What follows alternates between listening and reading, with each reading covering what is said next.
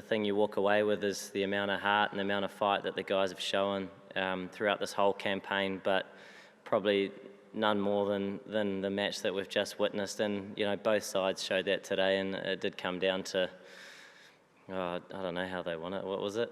Boundaries or something? But, you know, it was, someone had to walk away with the title, and we're gutted that it's not us, but England had a very good campaign and they deserve the victory.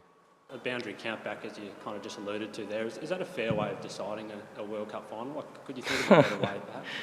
I suppose you never thought you'd have to ask that question, eh? And I never thought I'd have to answer it.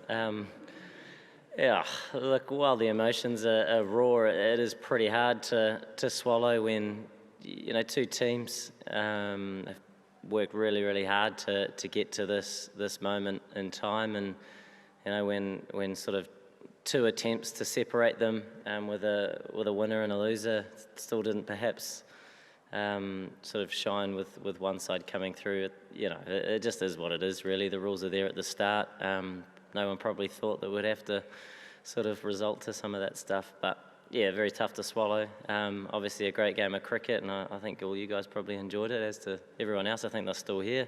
They want more, but we're looking forward to putting our feet up now and having a bit of a chat and a reflection about our campaign.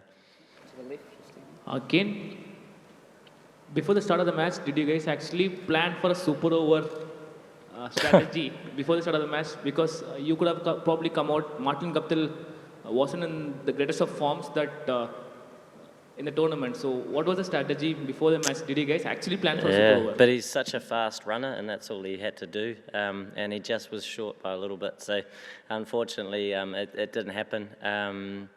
Yeah, we didn't really do a lot of super over practice, but at the same time, it's cricket, and guys do work on hitting the ball out of the park, and that's all that was required. Yeah, and we tied that too, didn't we? So it was, yeah, one of those days. Kane, is it any consolation that people who watch this game will remember the Black Caps for two moments of outstanding sportsmanship? One when you signalled that Trent Boult had stood on the rope, so it wasn't a six when you were that close to dismissing Ben Stokes. Those things are remembered by spectators.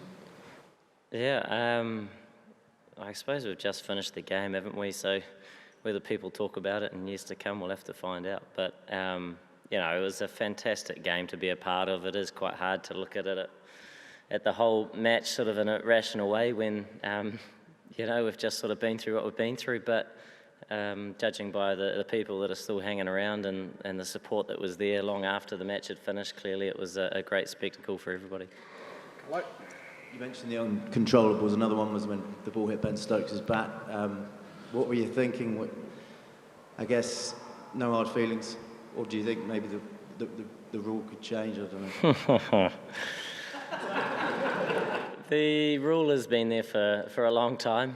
I don't think anything like that's happened, has it? Where you now question it, but look, you can't sort of look at that and think that perhaps that decided the match. There were so many other bits and pieces to that game that were so important. When it comes down to a tie, you start looking at every single delivery, don't you? But it was a pretty tough pill to swallow, that when we're looking pretty likely with Trent bowling really, really well. So one of those things.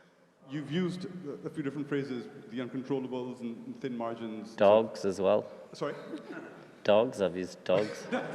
Stop by this particular one.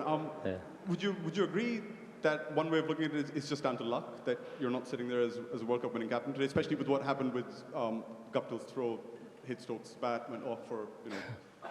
I guess is it just luck that you're not... I guess it's... Uncontrollables, I suppose, mean that you can't control them, can you? So it's up to someone else, I don't know. Yeah, I guess there's a little bit of that at times, isn't there, in the game that we play, where there are so many variables, whether it's the surface, the opposition, any sort of condition that can have an influence. But that's why the game's so great as well, I think, is that you know, it can be on any given day, anything can happen. There's not much constant about it, and we saw that in this match and in a lot of other matches as well. Oh,